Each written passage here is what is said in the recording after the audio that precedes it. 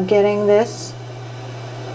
It's called the midline, but it's also the cast shadow in between the two lips. And then I'm going to soften that a little bit. The other thing that happens is we get reflected light. Your average shadow is over here.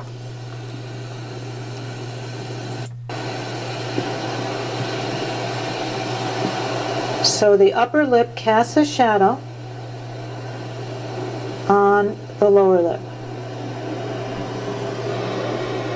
And I might use a little liquid just to make the paint a little more fluid, but I usually try to use as much natural paint from the tube as possible. So we go in here and I'm getting this. It's called the midline, but it's also the cast shadow in between the two lips. And then I'm going to soften that a little bit. The other thing that happens is we get reflected light. Your average shadow is over here.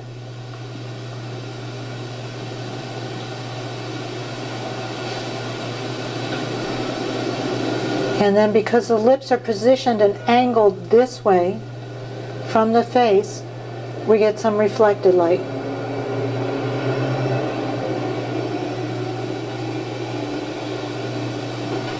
So in here you might notice reflected light, although it's very soft and very smooth. So that might be your upper lip, and again I'm going to soften it just a little bit so that we don't see the definitions too much.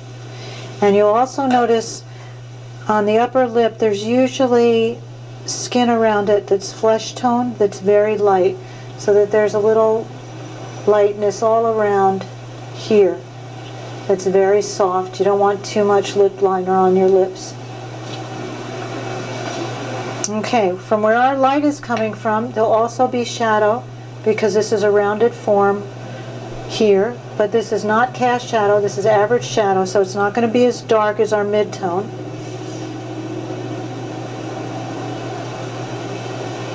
So here we have another shadow. And then when it comes from the inside, it's redder. So the greatest color and the greatest warmth is right from here.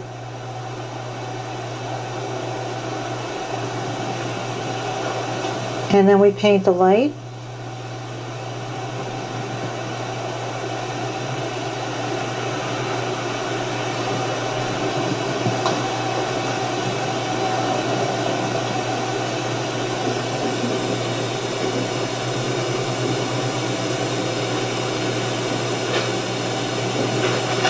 We're going to merge that a little bit with the fan brush.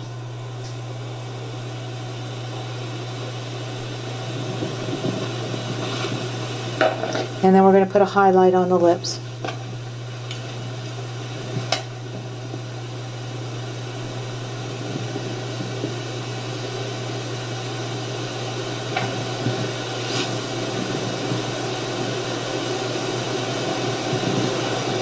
And then the only thing we might be missing is a little shadow here to place it.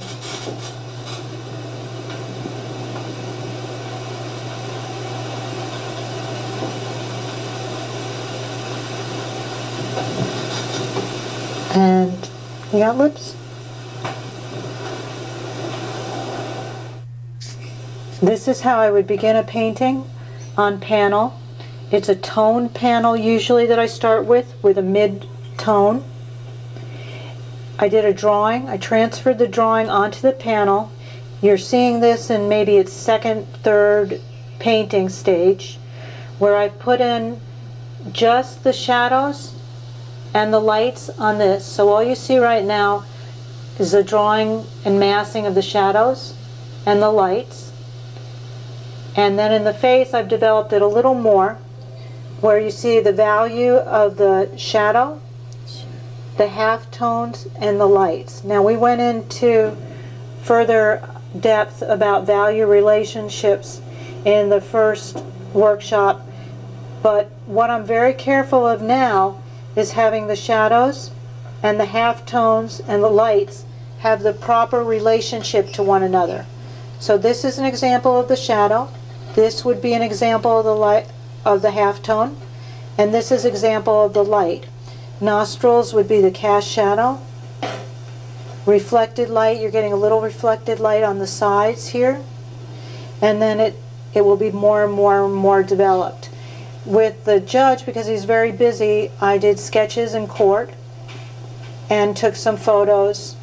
He won't be able to pose, although it's preferable that somebody be able to pose for you and that you work from life. But I'll be working mostly from photographs and from my memory and from the sketches I did. And I want to show you how a painting goes from this stage to a more finished stage. This is a painting that's almost finished so that you can see a sense of the development of the painting. There are areas that aren't finished. You can see here some of the drapery, some of the background, some of the edges into the background. But this ties very nicely into what we were talking about before. I want you to notice the light, the highlight, the light, the halftone, the shadow, the reflected light, and the cast shadow. All the same elements in making form or creating form. Same thing here. We go from light to halftone to shadow to cast shadow. You see another cast shadow here. Here again it's much softer and much more subtle. We go from the stomach because it's a more rounded area. You have a much bigger, softer halftone.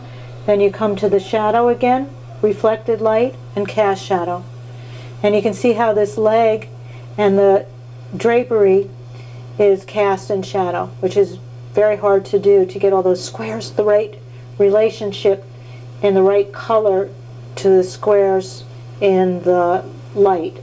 So each square had to be a certain different value than these.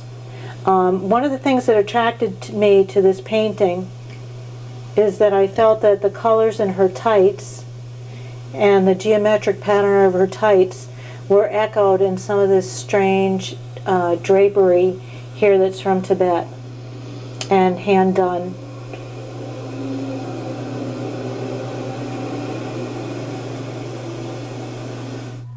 In this workshop we talked about how to mix flesh colors and how to mix colors, shadows, halftones, and lights coming from one direction, and how that creates form. So we started with the features and talked about some of the importance of understanding the underlying anatomy. We moved into my start of the painting of the judge to show how I would start a painting and start laying in the shadows, the halftones, and the lights. And then you have an opportunity to look at a finished painting where hopefully all those issues are resolved. For more information,